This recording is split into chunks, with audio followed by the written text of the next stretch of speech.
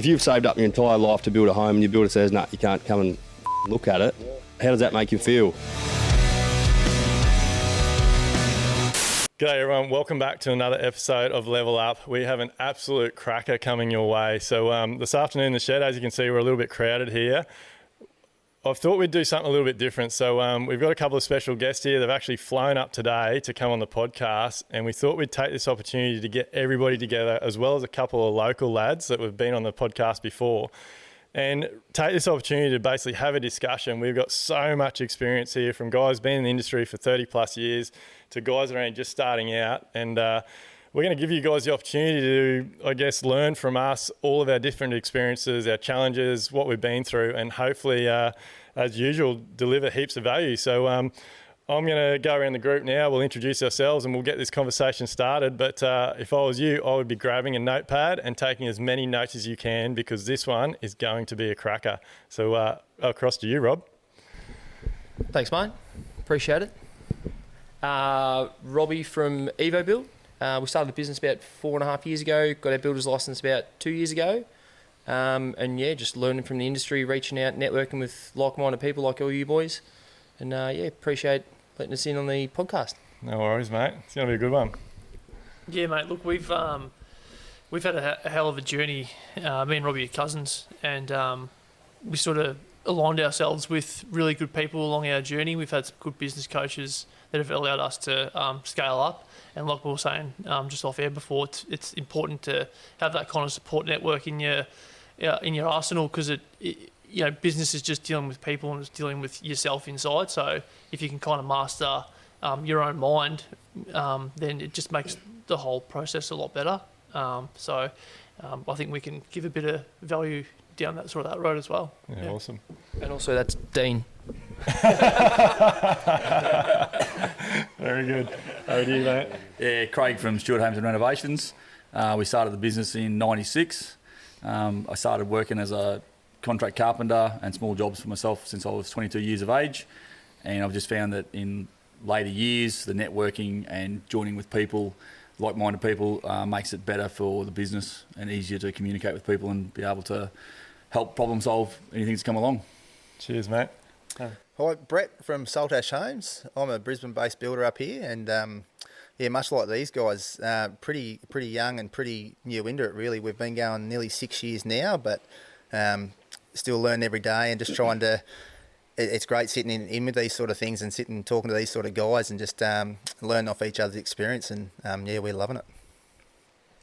Yeah, so I'm Kyle Zanetto from Zanetto Builders. We're a Tasmanian-based luxury custom home builder. Same as Brett, we've been in the industry for just on 6 years now. Basically on here today to tell a bit more about my story, the highs, the lows, talk about the difficult times, just so we can give a bit of insight to people that are entering in the industry or looking for someone to a bit of guidance so they can better themselves, better their business, and at the end of the day, just enjoy life. I think that's the key to it all. Matt O'Grady. I'm a project manager at Zanetto Builders. I've been self-employed since the last day of my apprenticeship until about 3 months ago. 3 4 months. Yeah. I've ridden the tidal wave of the construction industry pretty much. I've seen the highs of it. I've seen the rock bottom of it. But yeah, just through connecting with like-minded people like we are today, it's just lifted my motivation for the industry tenfold. I'm in a really good place now, and I wasn't, but yeah, it's going really well now. Are you ready to build smarter, live better, and enjoy life? Then head over to livelifebuilt.com/elevate to get started. No, well, mate, I really appreciate all you boys being here today. So let's get some conversation started. And I think straight off the bat, I'm really keen. Like, you guys have only had your license for 2 years, but you're already getting personal development and business coaching. Like, can we talk about that a little bit? Yeah, so we originally, our business coach, Sean Saul from the Inner Circle, sort of based up in Sydney way, their coaching method is sort of a holistic approach. It's more so systems and processes and that kind of structure of things, and very beneficial to be involved with them. And we're very lucky to be aligned with them from sort of the start when we first registered our company, our accountant actually had a chat with us and said, look, I'm a part of this business coaching group. I think you guys are at the stage now where you need to invest in something.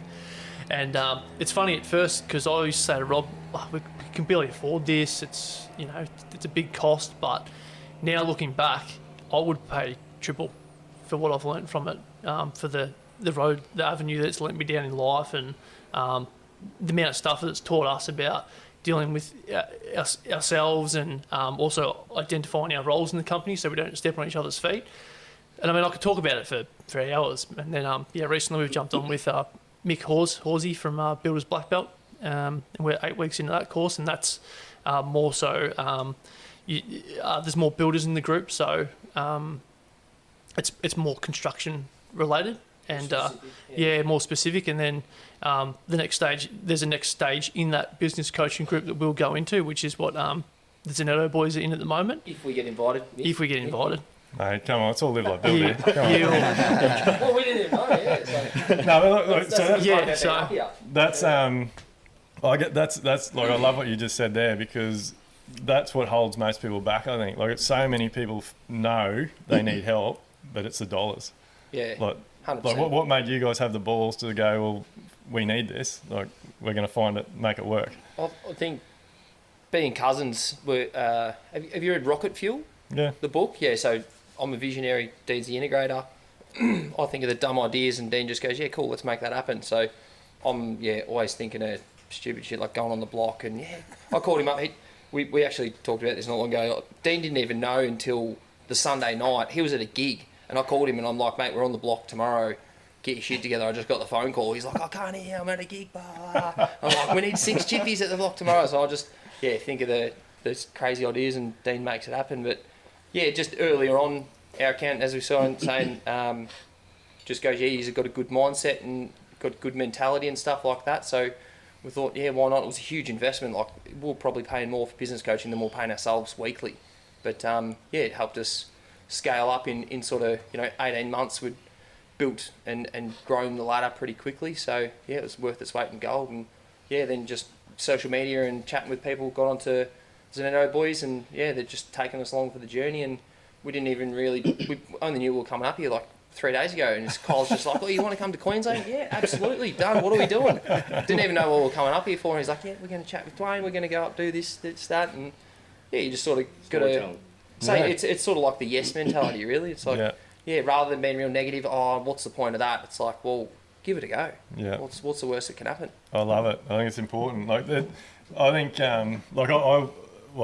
I've changed my mindset now. I don't think I've wasted I don't look back on anything, but like, I did spend 12, 14 years just on the roller coaster ride, but I wouldn't appreciate where I am now if I hadn't have had those difficult times and all those challenges. But I think, I was actually blown away when you walked in here this afternoon. So basically everyone sitting in this panel today is all getting some sort of coaching. Is that right?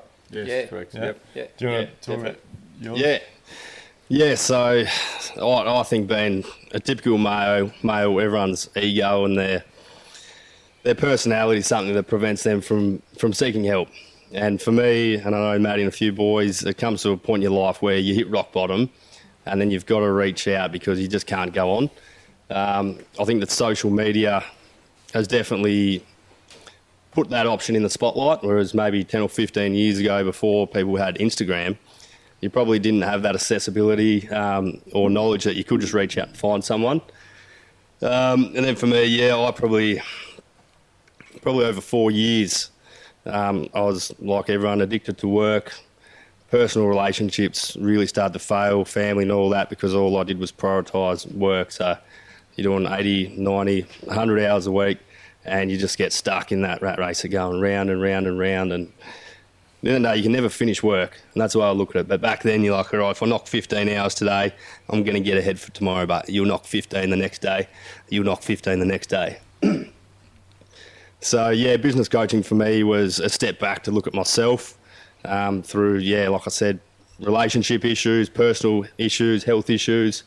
And it was something that for me was life-changing.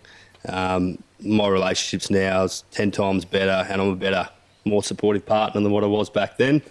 And the influence that it's had on me with how I respond to people and just my day-to-day personality has had a massive influence. So for anyone out there that's looking at doing business coaching, for me, when I first looked at it, if it was $2,000, $3,000, $4,000 a month, I was like, fuck me, that's dear, like that's a lot of money. But I can guarantee you within that first month, you'll make 10 times that.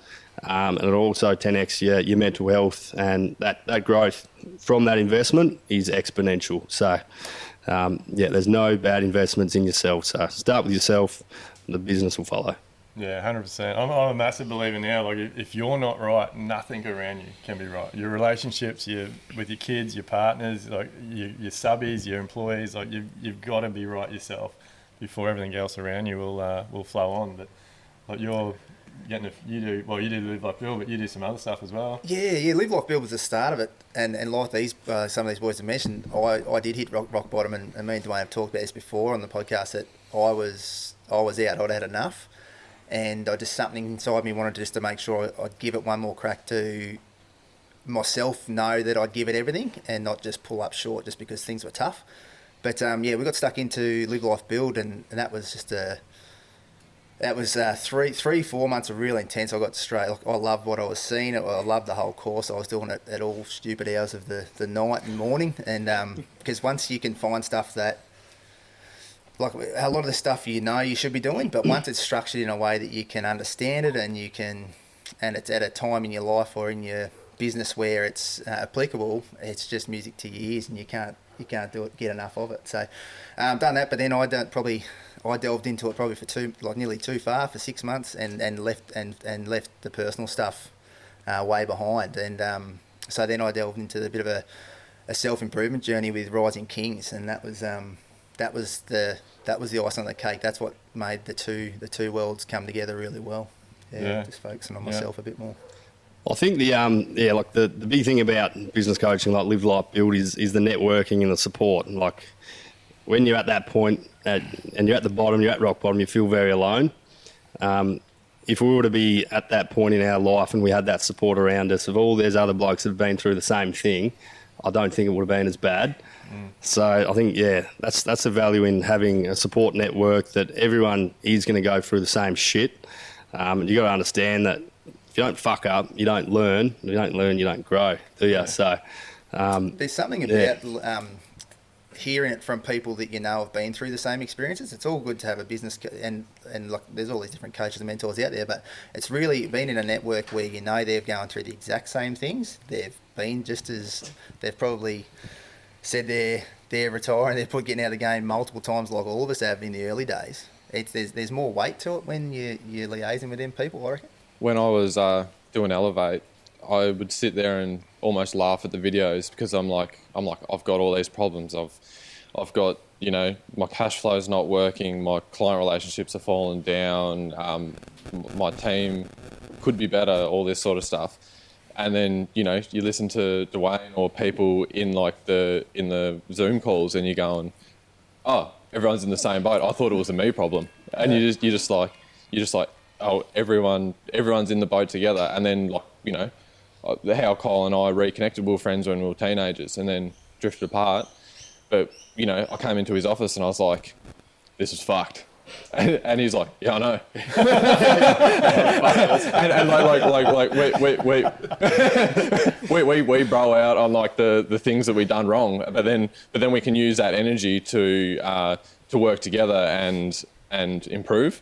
And it's just like, look at 8 months ago I was just alone, and like, look at this is unreal. This is really cool. Like, I think there's a difference, but like, and you guys are, I think, nearly 8-10 years younger than I am. Like, I think with your younger guys, it's going to get taken a lot more seriously. Like, I know, like, I did similar things to guys when I was going through my troubles, and they just say, mate, fucking harden up. It's the way the industry is.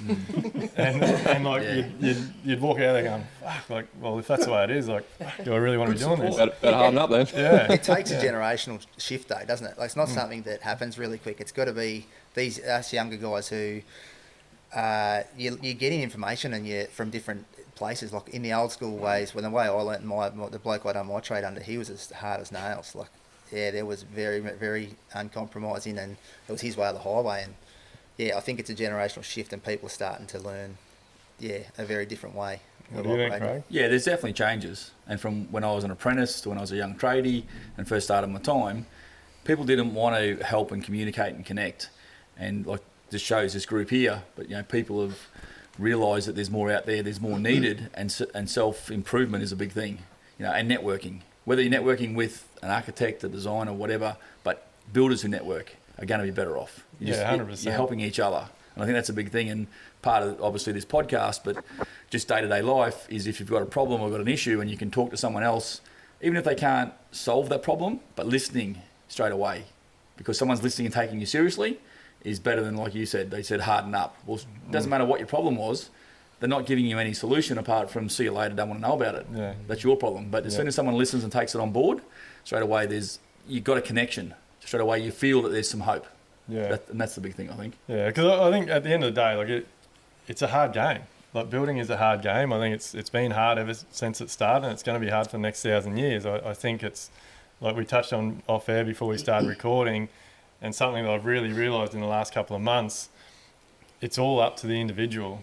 Like it doesn't matter what programs and softwares and PDFs and systems and processes you have. If you haven't got the mindset and openness to sit back and take it all in and have a crack, it's not going to go anywhere. So a lot of it's got to start with personal. Which comes back to applying yourself. Yeah. You've got to apply. Yeah, and sometimes it takes you to get to rock. Well, I think by the sounds of it, I'm not sure about these young guys, but it's a good 100%. Place to hang out, apparently. One of our, the business coach that we were talking about earlier, they're always really good with culture. They taught us how to get a good team and stuff. And talking about vulnerability and speaking about rock bottom and shit. Not that I feel like it was rock bottom, but just a real hit in the face. One of our team meetings, we used to have them in our shed. Now we've got an office and stuff, so it's good to see the progression and whatnot. But one of our meetings, literally, I think we had 14 of us, and we're sitting in my garage just on, $20 chairs from Bunnings, and all sitting around in a circle. And they're like, oh, we're going to have a bit of a conversation about how you're a CUNT on the job site. And I'm like, oh, shit. There's literally 13 blokes around in a circle talking about how I'm shit. And just because, I've got a bad temper, and, that's one thing that I've worked on over, 3 or 4 years. Still flares up, and I go, oh, shit, really got to just, see it coming. But, 2 years ago, I had a team meeting, literally, 13 people just sitting there going, you got to stop being a cunt on site. But it's it's being showing your team and having vulnerability and giving them opening the gate to them to be able to come to you with those sorts of problems is also a very that's a tricky one. So I think that through the business coaching that we had in the early days, and then that set us up to show the team that we always said to them, if anyone's ever got a problem, come to us, please come to us, and let's talk about it instead of just keeping it bottled up. And it's not just that one about problems with Rob. We've also had guys come to us that had really bad mental health problems, and I think potentially we even saved a life. Yeah, just from definitely. Just from having that support network, saying to the guys, you guys can come to us whenever when you want.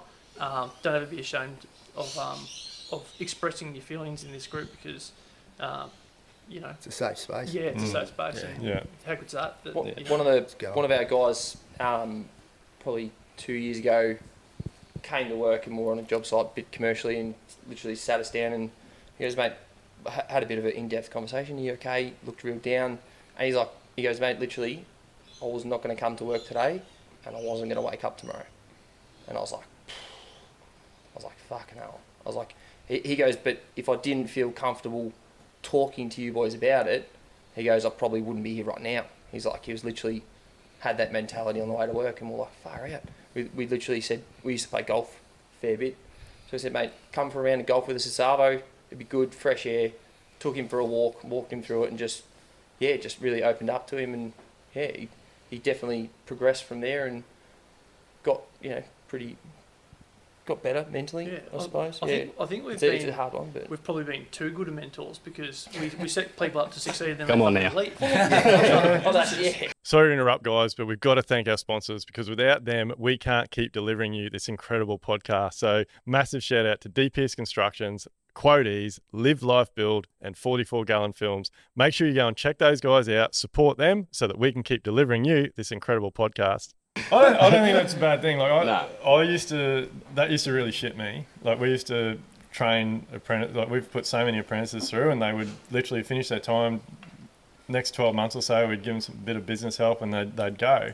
Yeah. But I look at that now like that's awesome. Like they've learned enough from me that they're going to go and they're going to have a crack. And I think like our business, we've actually got a couple of guys working for us now that they've followed me on Instagram. They've seen what I'm doing. They've said when they've come to me, Duayne, I just want to learn from you, and then I'm going to go my own way. And I'm like, fucking awesome. Let's get into it. Like, so I think you've got to embrace that sort of stuff. But also, that's the moral way to go about it. We had a big team, like 15 blokes. 3 of them colluded in between our company, and then started a company whilst they were with us, and then told us they were doing 3 separate things. Oh, I'm going to do commercial, building's not for me, I'm going to go do this. And then next minute they've semi-replicated a lot of our stuff and their Instagram photos and shit like that. And I had the same thing last year, exact same. But when I reflect on it now, I take ownership. Like I probably didn't treat those boys the way I should have. Yeah. And there's always another side of the coin, isn't there? Yeah. There is, and the reason they left is probably because they felt underappreciated. Like at the end of the day, people are going to have their own aspirations and want to go on and do their own thing, but the way it ended for me wasn't the way I wanted to, and the relationship got soured because I probably put my guard up and couldn't put my ego in my back pocket and took it as...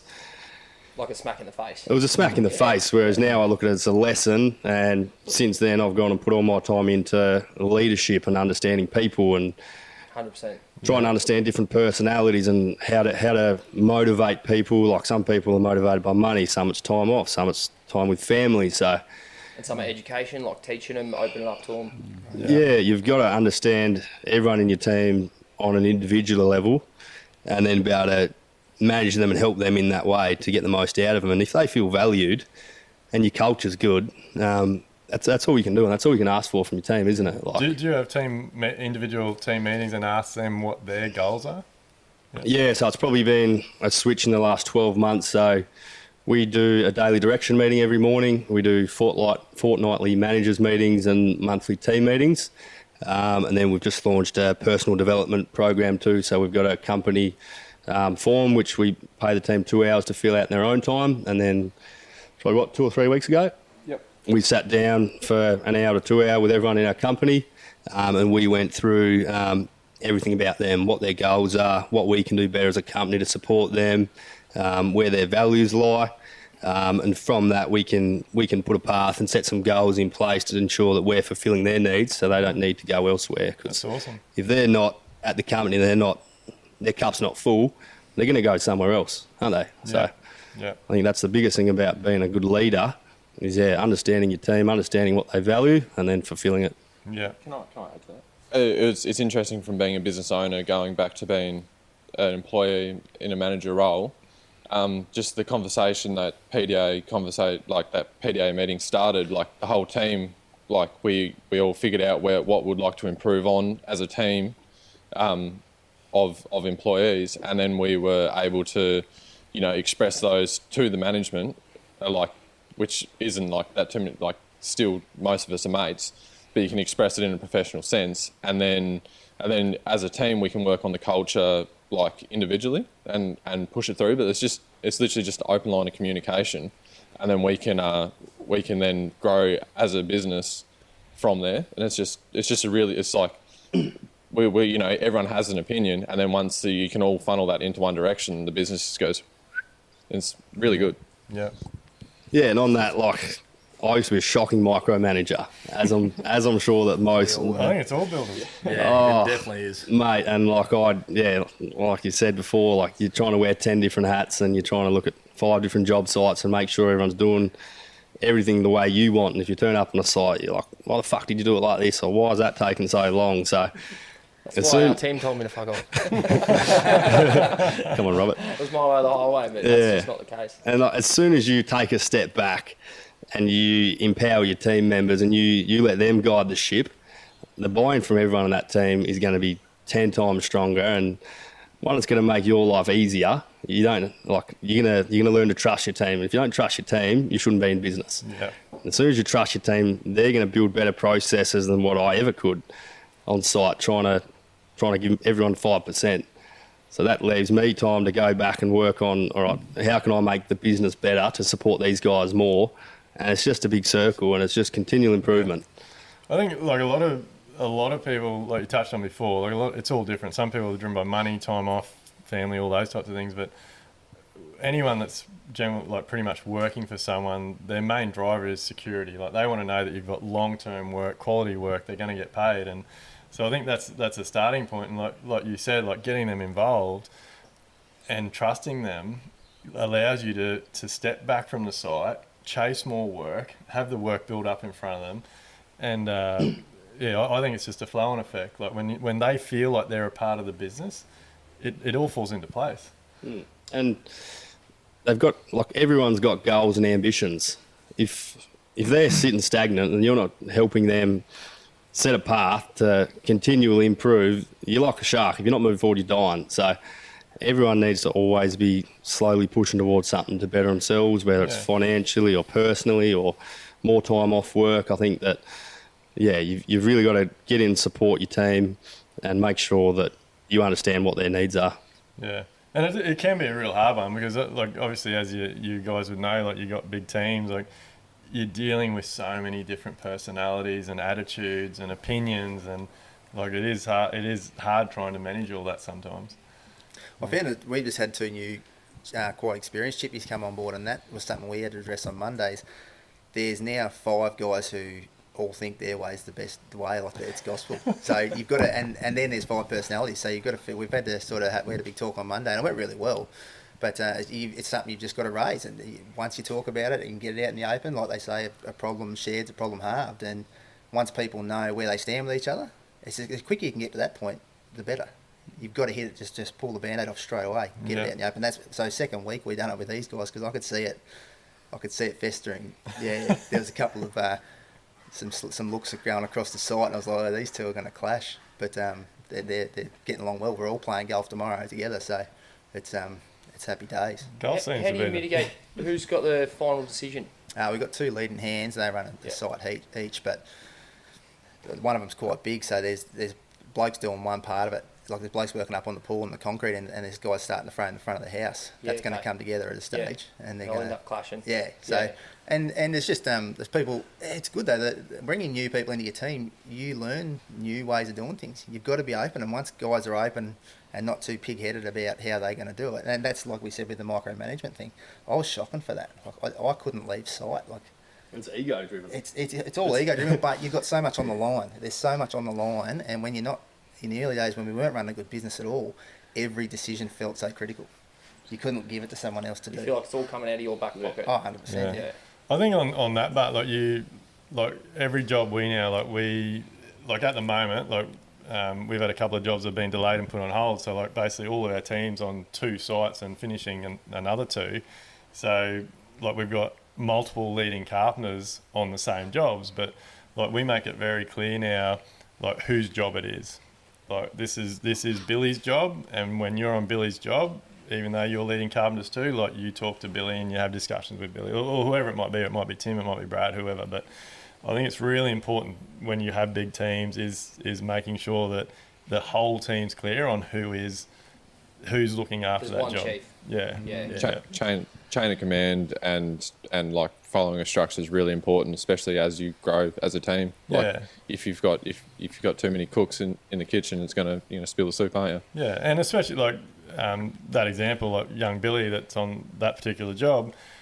Like we've thrown him in the deep end. It's his first job running, so the other leading carpenters know like that's his first job. So it's okay to like Billy can like ask each other questions, help each other out, but. I think you do need to set that hierarchy like on every job, because you might get a job that's kept to a certain stage and you got to take all those blokes and put them all over here. So like when they're over here, they need to get on. Like it's not like you're the leader over here, so when you get over here, you're the leader as well. Like you really do have to set those sort of standards, I think. And it even comes up to a management position as well. That's a good thing about the coaching. Dean and I used to overlap on a lot of things, and at the end of the day, I went, Dean's project manager, construction manager.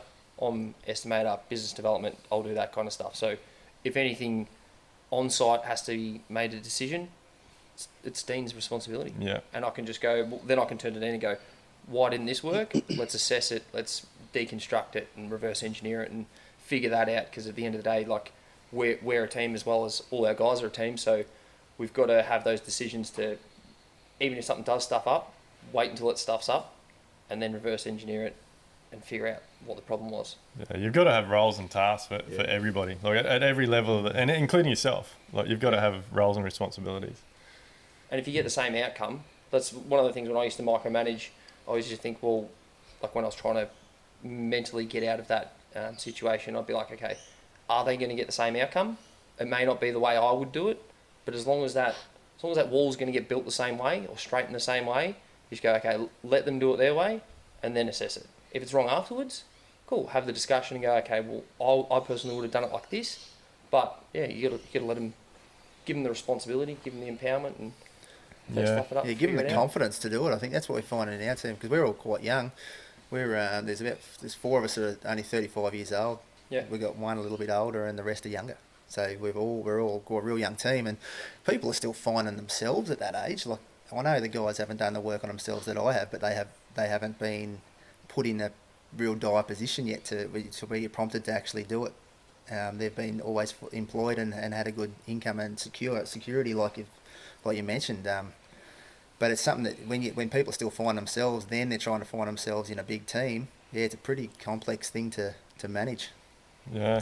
I think too when you said about letting them do it and then explain to them, I would have done it this way, because I'm a little bit sort of micromanager myself as well. And because I become site supervisor, coordinator, builder, the whole box and dice, we've only got 5 of us in total. Yeah. How you approach that, I would have done it this way. You got to be careful that doesn't become a thing where they want to hold back all the time and not actually have a go. Yeah. So I try to be really vigilant when I say that sort of stuff and explain to them why I would have done that way for next time, so that they think, okay, this is why he's saying that. Not so much belittling them, but just explaining to them why there's a different perspective of it, basically. Your process. Yeah, definitely. We were talking about this. Craig and I were talking about this earlier. Like it's funny. Like you can do this. Like I've been doing this 27 years now, and you can have an apprentice that's the 2nd or 3rd year that just tweaks something that you've told him to do a tiny little bit, and then you have a conversation about it, and it changes the whole process. Like I think it's giving the whole team permission to, no question's a silly question, like put input in, and you never know, like as a group, like building is a complicated task, but there's always going to be room for improvement to get the same outcome. Like, but you've got to be open-minded about it too, don't you? Yeah. And I think just back on what we were talking about before with the team and the goals and things, like I think a really big part of it as well is having conversations and toolbox meetings with your team so that they know the bigger picture. Like it can't be just them turning up every day and throwing up frames or whatever. Like they need to know more about the business and why you're expecting something done a certain way, or why there's a time frame for something. Like you got to get them involved in things, and it makes them feel like they got a bit of ownership. And sometimes it can blow you away, the outcomes. Like Kyle was saying before, one of our last team meetings, we done a similar thing. We sent them out a bit of a questionnaire and said, okay, we're going to have one-on-one meetings. Come to us with X, Y, Z questions. And one of the questions was, where do you see yourself in 3 years? And one of our youngest guys, his 2nd year apprentice, he sort of sat down. We sent him a calendar invite through Google, and he set the meeting agenda in the bottom of the calendar invite. And I'm like, what? I'm like, I barely know how to do that. How do you know how to do that? And then he came into the meeting. And he's like, we're like, okay, so what do you want to do for the next 3-4 years? Where do you see yourself? He's like, I'd really love to become a builder and get my builder's license. I want to own your business. And I was like, kidding. I was like, you're only like 2nd or 3rd year, and he's like, he's only 19. He's a ripper kid. And I was like, mate, absolutely. I was like, yep. As soon as you're confident, let's put you through your DBL or get the ball rolling. And he goes, I've actually already just started me Cert 4. And I'm like, what? Like 3 things in a row. He just blew me away. And you don't really realise these things until you ask the questions. And it just turns out he's phenomenal young bloke. In years gone past, You would never have told your builder, your boss that. No, no way. You go straight over the balcony. Yeah. Yeah, unreal how it's It changed. blows you away. So is everyone here a carpenter? Is that? Yep. You've And a all, plasterer. yeah. You 6 should go years. outside, mate. Yeah. And a cabinet maker. But I don't know. My view is like I think builders need to have a trades background. Like a builder that's had a trades background is very different to a builder that's come through a university degree or textbook sort of process. And not that there's a good way or a bad way, but I think having an understanding of all your trades and what they deal with and what they go through, and I know that's been a big help in our business, especially the last few years, is understanding our trades and like what their I guess headaches are as well, so that we can work with them to help them solve problems too. But I guess like you young guys sort of just starting out, like what's been your biggest headache so far? Building. Well, isn't it funny how we go from being carpenters that are probably get qualified and you subcontract to someone, and then you start your own crew, and then you progress to get your builder's license, and then you're running your own company, and all of a sudden you're a fucking entrepreneur.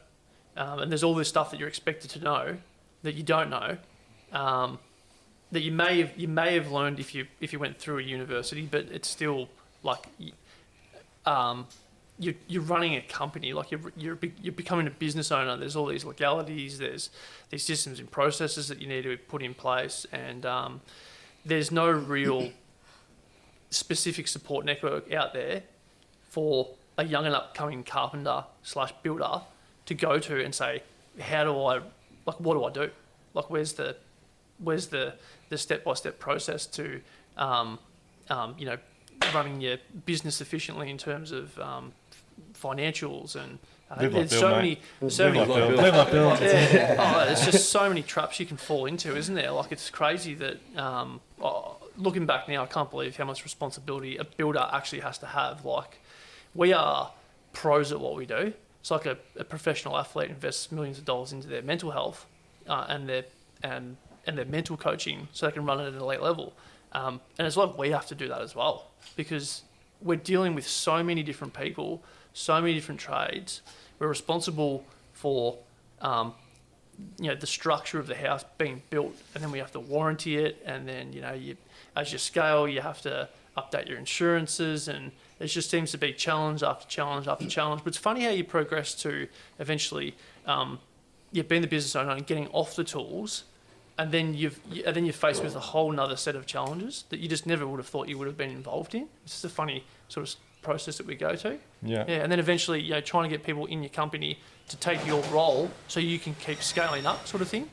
Yeah. So it's a Never-ending path. it's a never-ending path almost. I wish I had done my Cert 4 and then I had done Elevate and then started business. You know what I mean? Like, I done my Cert 4, started business, learnt by mistakes, learnt by cost myself money, learnt by burning bridges, and then you sit there and you go, need to have a good hard look at myself. How can I improve myself? And then you start, like I was talking before, this is expensive. And I wasn't making enough money to afford Elevate. I was like, invest in yourself. And to be honest, it turned my life around. Like, the dark, deep holes this industry can send you is just like, It's not good. It's not worth it. But the highs and the collaboration you can have within this industry is why we get up in the morning. So, like, Elevate just turned me around completely. And I didn't complete it. I'd done it for a bit, and Duayne pulled me out of the gutter pretty much. And I've pretty much, like, the wheel of life is like what I live by now. And I break it all down into parts, and I'm building one bit at a time. Like, and just I'm doing it in a completely different way. But it's I just wish I had done it straight after my Cert 4 before I started. Like, I have young blokes come to me like, oh, what should I do to start a business? I'm like, go talk to someone who will help you through and navigate the path. It's Who's done it all? yeah, learn from other people's mistakes. Yeah. Like I'll talk to you for a bit. I can only talk to you so far, but like go to someone structured like Duayne and Amelia, and like you'll just set yourself up for years. Are you ready to build smarter, live better, and enjoy life? Then head over to livelikebuild.com/elevate to get started. I don't want this to be a sales fest to Live Like Build. But no, I don't. Like, I do this for genuine reasons, but like, I don't know how deep you want to tell about your story, Matt. And we're going to do another podcast after this, which we might be able to get into it a bit more. But you're the reason. Like, I went through what you went through. That's the reason I'm doing what I'm doing, because like I lost my passion. Like, I wanted to be a builder from the day I can remember, and it went. Yeah, like, and it was heartbreaking. Yeah, I couldn't remember the reasons why I wanted to get out of bed. It's like you pretty much want to build a business that will buy you time to spend with the people you love. But like I ended up just like, you spend more time on your business, it's not making you money, and you're just going in a vicious circle and a deep dark hole, like I said before, and you just need some sort of guidance to pull you through. Like I said to my wife of all about 3 days at the time, I was like, I'm lonely.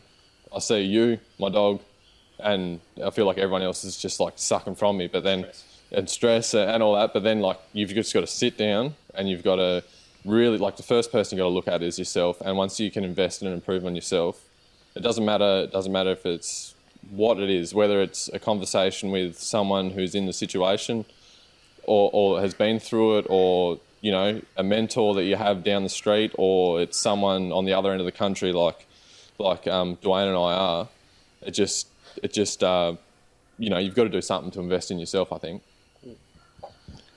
Yeah, on that, like, we're all sitting here and we've all been through the same shit, haven't we?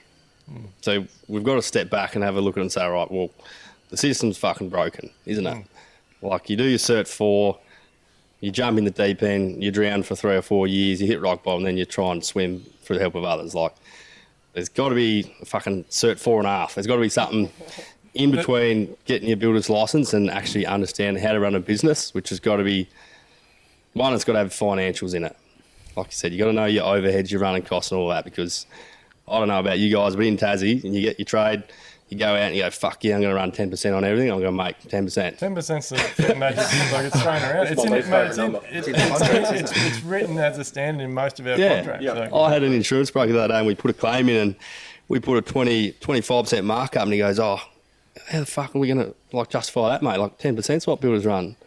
I said, my overhead's 10%, mate. Like, what do you mean? But it's just the common understanding in the industry is wrong. And if there's not something put in place pretty soon, every builder that starts their business is going to go through the same shit. But it's all, and mate, I can tell you a lot of stories off air, but like even some of the builders on Instagram with the biggest followings, I can tell you that they're not making money, and they're going through exactly what we're talking about. We've all been there. Still sucks. A lot of it's just education, like you said, like you do your time or you get your builder's license, however, and you start building. Like, reality is, like, you can get your builder's license and the next day you can go out and sign a $500,000 contract, and we'll work on the 10% because that's what gets thrown around. So at 10%, people think, fuck, you're making 50 grand off one job. Let alone do they know that your overheads are probably 14 or 18 or even 20%. So you're actually doing your ass on your very first job.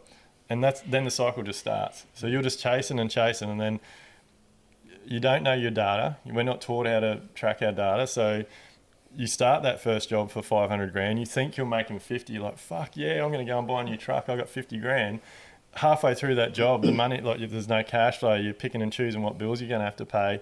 So you got another job that's nearly across the line. You're having that meeting with that client, and they're like, "Oh fuck, you're a bit too dear. You don't know your numbers." So they're like, "Oh look, I'll drop my margin." Real quicker. Yeah, and it just keeps going, and that's where the industry needs education, because, like, my one of the things Amelia and I are really pushing for, like, I'm a big believer that the industry needs to be split. Like, volume builders need to be over here, and all other small project, renovation, family businesses need to be over here. Like, we're completely different structures, we're completely different businesses.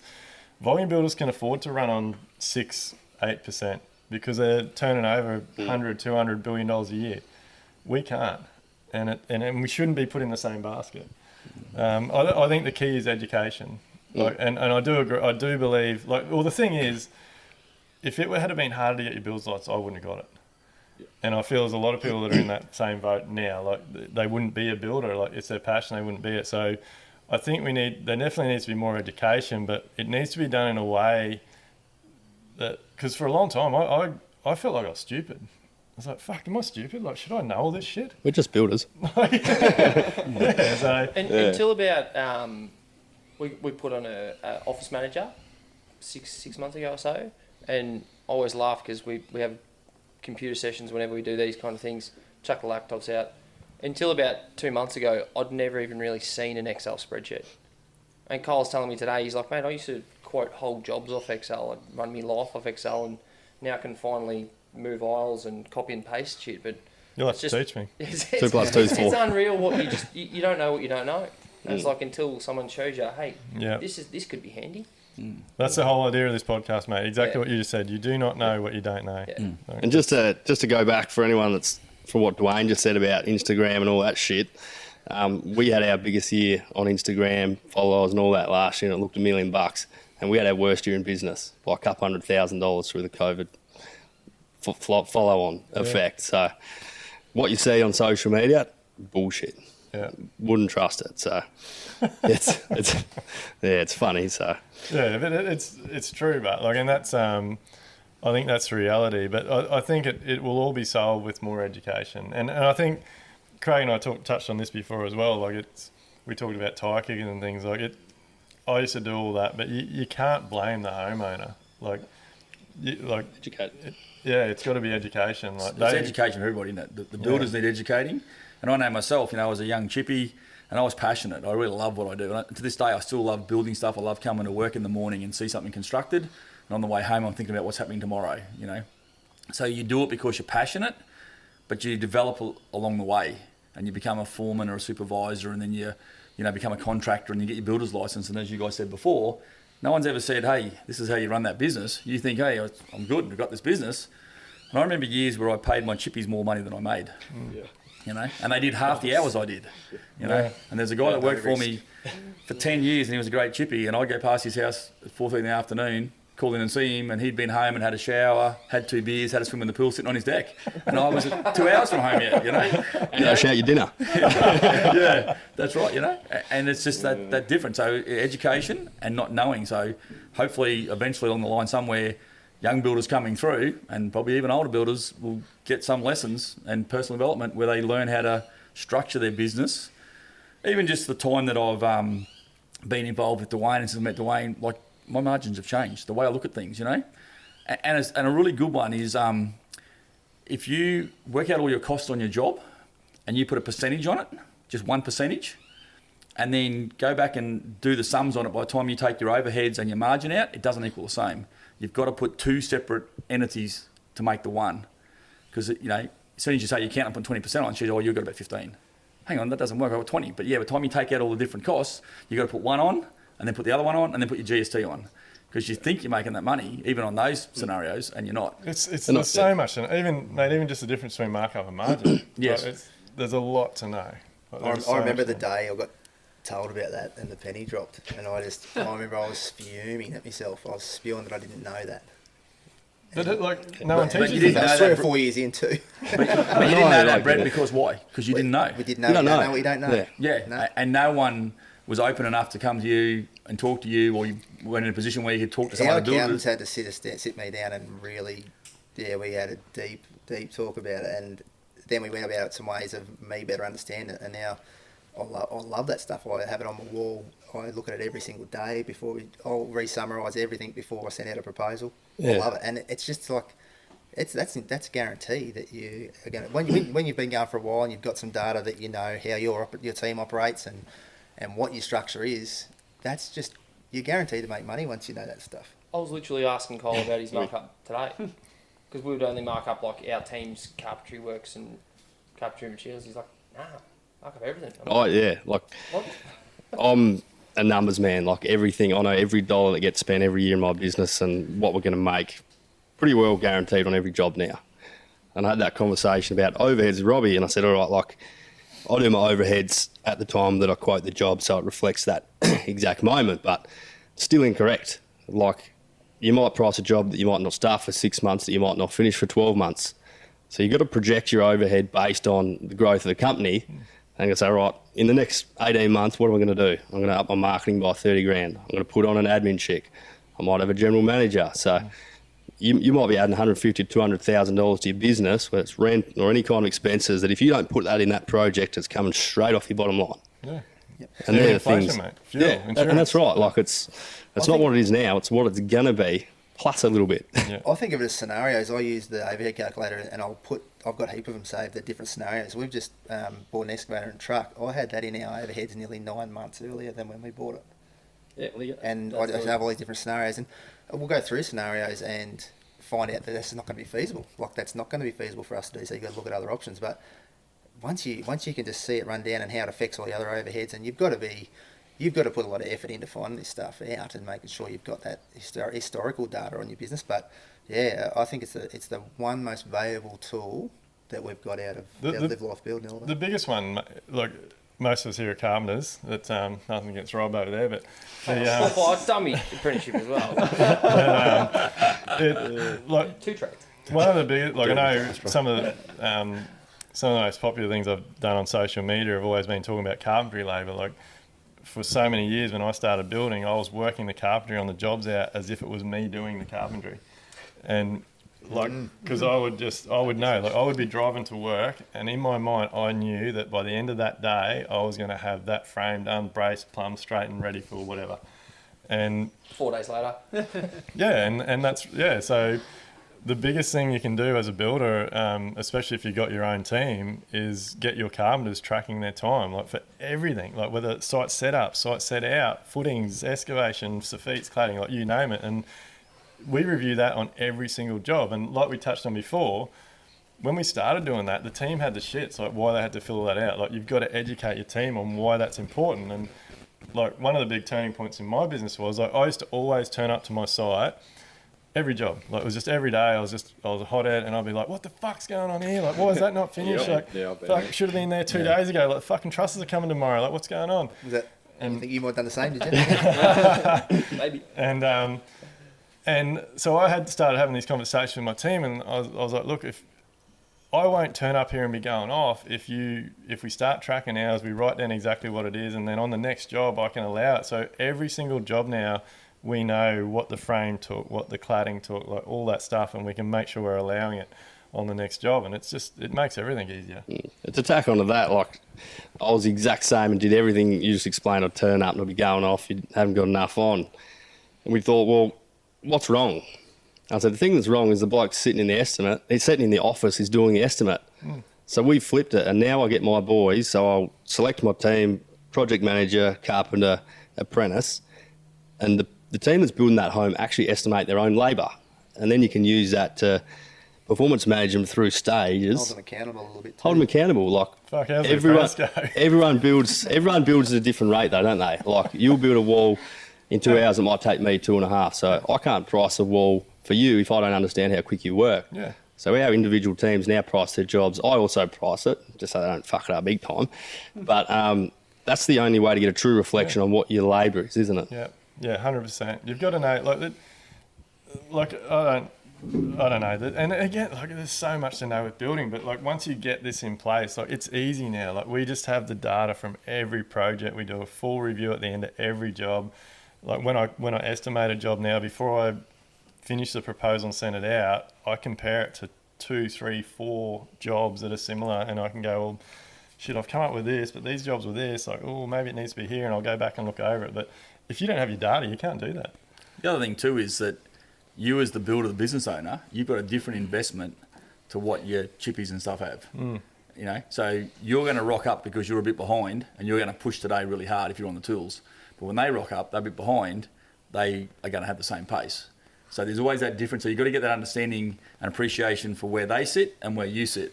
Yeah. I think that comes back around to making sure your team are getting a little bit more out of their job than a paycheck. They've got to be getting more out. There's got to be more motivation, more for them to work towards. Because I assume we would all been through it when we worked for a builder when we were young. You do have days where you can't be fucked. Yeah. And you will just kick stones. You'll just go through the motions. But if you've got a goal or something's out there in front of you that you're chasing, it's a whole different mindset. I'll give a little shout out to Sean Buchanan actually. So we've been looking at KPIs or bonus structures for years and haven't been able to come up with something that's measurable and manageable job by job. And he came up with a proposal the other day. Let's just say for numbers' sake, it's 0.25% of the contract value is the kitty.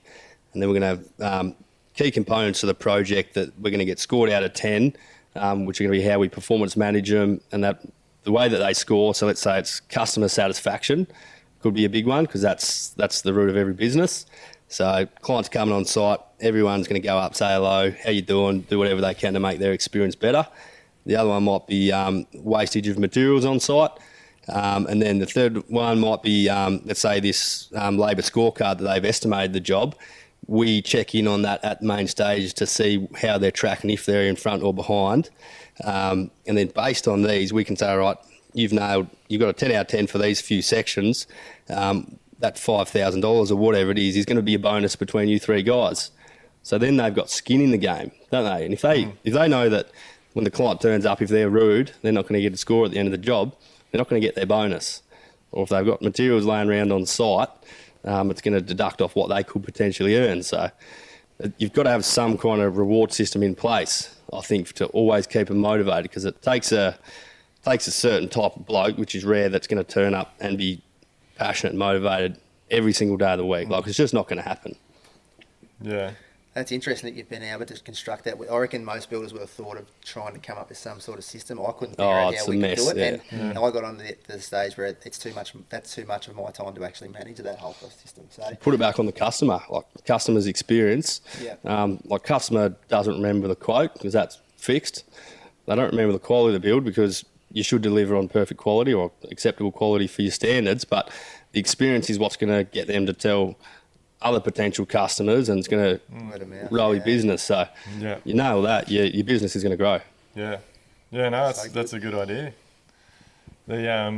So like, what's everyone's, I guess, as builders here today, like what is the biggest struggle? Like, is it subbies, is it employees, is it trade? It's like, what's materials? I personally think it's yourself. Like when you're starting out, it's yourself. Once you figure out yourself, everything becomes a little bit easier. Like once you get on top of yourself, you can find a little issue. A little issue is no longer big, and you can then work on that, and then you can work on the next one. That's what I've found, and just a bit of general honesty to yourself. Like you can blame anyone, you can blame the subby, you can blame the architect, you can blame the client, but if you can look at yourself and go, I can improve that, and once you're on top of yourself, little things are easy to fix. I feel. That's my general opinion. Yeah. What do you reckon, Robby? Definitely the coaching and education. I know it circles back to that over and over again, but just learning stuff and just chatting to people. I think the best thing you can possibly do if you are a new builder coming out and you don't know something, jump on the phone, reach out on Instagram, Google someone and email them, like do whatever you got to do to get that education quicker.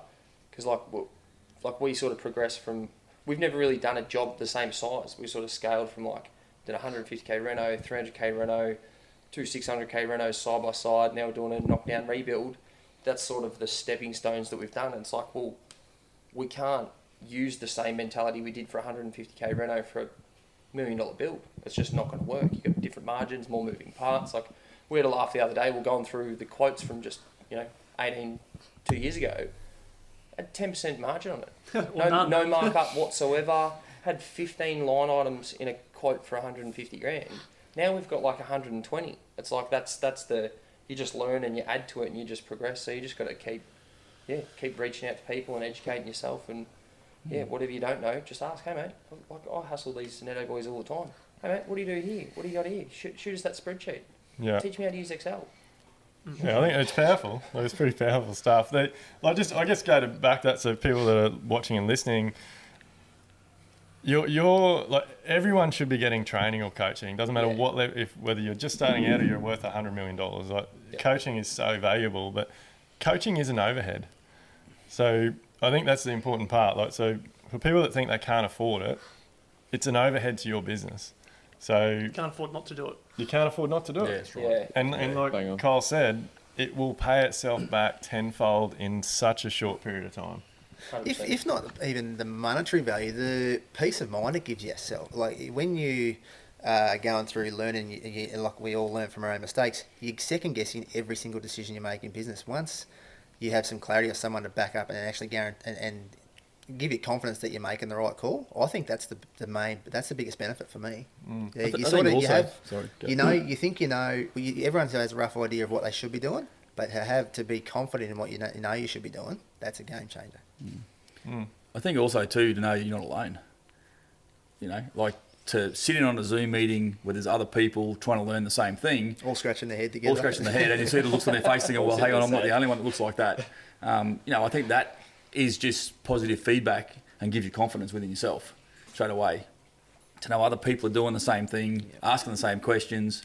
So straight away you sort of feel more comfortable because there's a community, a group of people that are trying to help each other.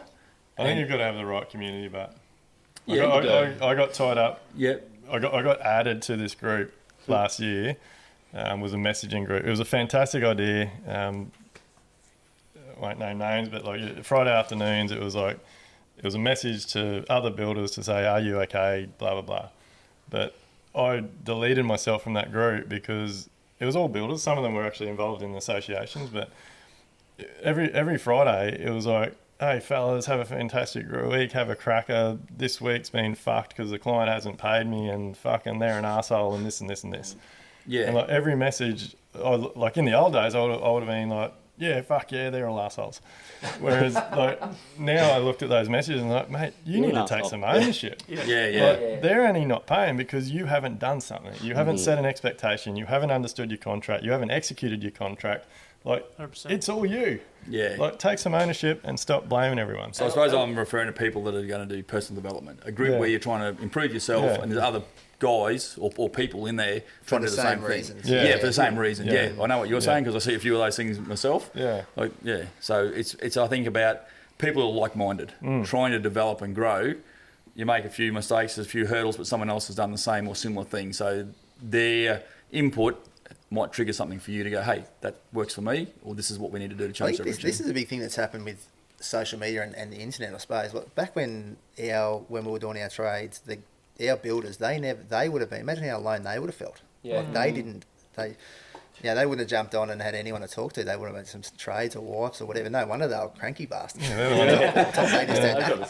Yeah, it's massive what we can do and how accessible everything is now. It's really massive. Yeah. And well, I don't know, but like everyone, like you guys have obviously met on social media. Yeah. Like I think so. There's OnlyFans. Yeah. Well, subscribe to you. Like Cheap. Both you guys I've met through social media. Like today's the first time we met in person. We started messaging socials, and like I met you Builders through. brekkies, yeah. Yeah, I did Bill's breakfast on social media. So like everyone here is from social media, so it can be pretty powerful if you. I think it's being vulnerable enough to, I guess, put yourself out there and say, yeah, fuck, I don't know this. Like, ask some questions. But another topic I'd like to get into a little bit is like clients visiting sites and things. Like I know it's a pretty hot topic. I hear builders whinging about it all the time. Like I love my clients coming to site. We set a clear expectation, same time, same day, every week. See you then. Like I look forward to the meeting and it becomes a show and tell. But I know a lot of builders just try locking them out and all that sort of thing. So what's everyone's opinion on clients on site? I suppose we're big on relationship building. So the 6 to 12 months you spend in pre-construction is when you're going to put in the foundations to ensure the build's going to be successful. If you don't get along with your clients and they don't trust you, it's never going to work. So for me, it's all about putting that time in early on to build a really personal relationship. And then through our contract education stage, and that we'll have a personal success document, which we bring the customer in, we sit down at a table, and then we go through a list of expectations that us as the builder can expect from our customers, and then they can expect from us as their builder to support them. So we use that document as an engagement document to kind of manage the relationship and set them before we start. But then during the build, like I touched on before, customer service is everything. So we're not going to say you've got 5 or 10 visits or you're not allowed to come here and here. We'll set an expectation that, all right, if you want to come to site, let us know. Someone from the team's got to accompany you, but we're here to support and guide you throughout the project. Especially in custom homes, I see in the spec home model that they want to minimise variations by putting a big fee on it or restricting people from site. But if you've saved up your entire life to build a home and your builder says, no, you can't come and fucking look at it, how does that make you feel? Like we're in the customer service industry. So what are we got to do? I think service our customers. A lot of builders forget that this is probably the biggest and most exciting event in the homeowner's life to date. And I think something that probably the project building industry sort of put a big dampener on is there's the romance of building your own house and what that is, that's been lost. That's what us as custom builders get to do. Like, we'll often spend 6-12 months with a client before they even get to start. They're brimming to get on site. They can't wait, and you've got to lean into that.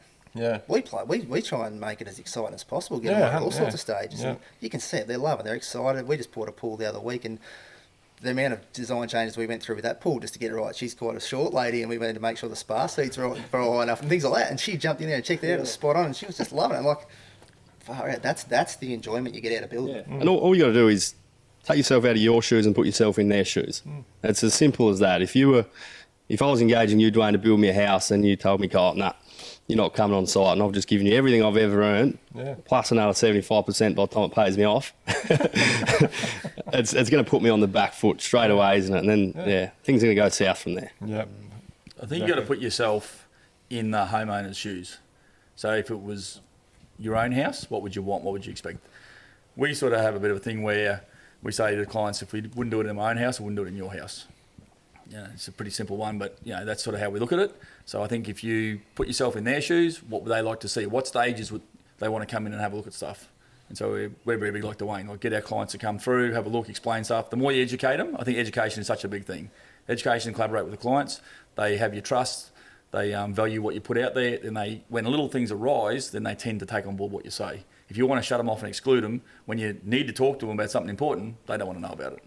Yeah. I love the process of when you get them on site at slab stage and they feel the size of it and they start walking around, and then you put the frames up and it takes on a different sense than the cladding.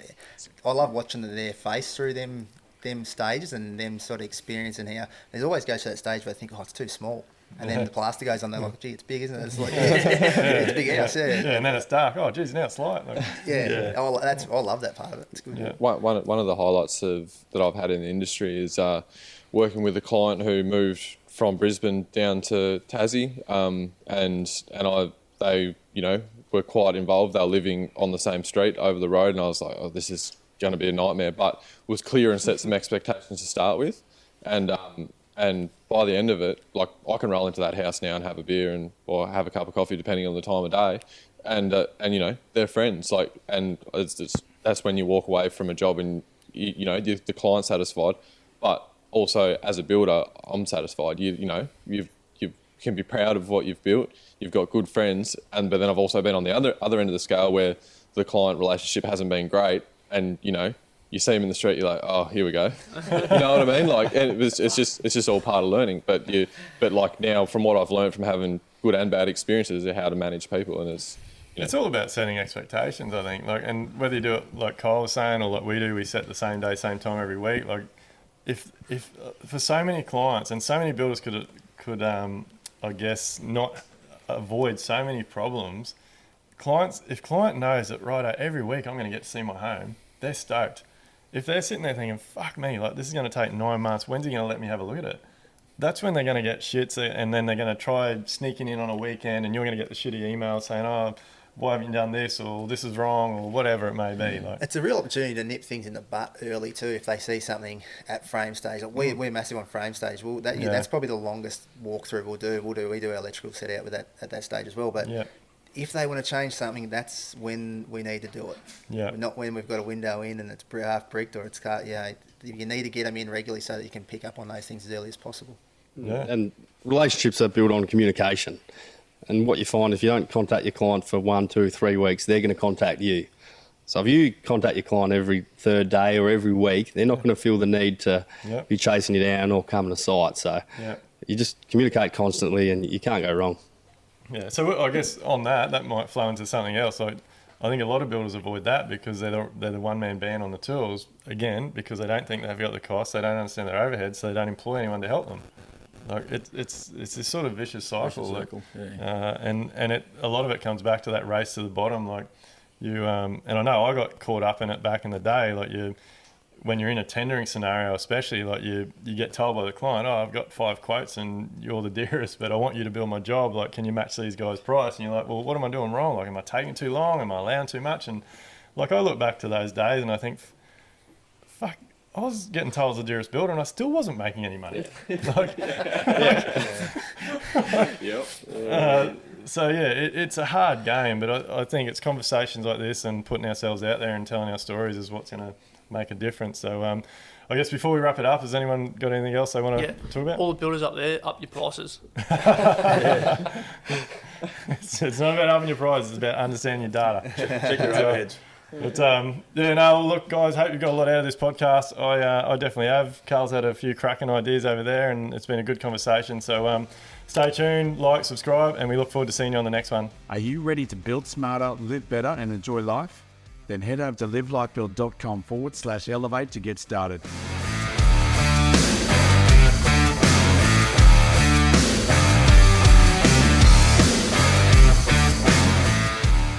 Everything discussed during the Level Up podcast with me, Duayne Pearce, is based solely on my own personal experiences and those experiences of my guests.